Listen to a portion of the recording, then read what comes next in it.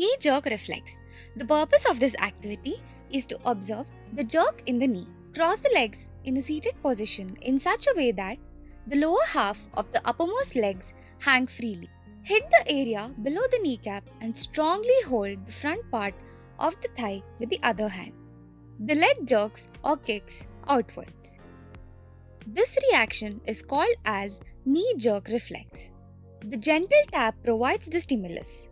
This stimulus travels through a sensory nerve to the spinal cord. Inside the spinal cord, the impulse is passed through a special connecting nerve called the interneuron. The response for the knee jerk is then passed by the spinal cord to the muscles of the leg via the motor nerve. As a result, the muscle of the leg contracts and the leg moves forward.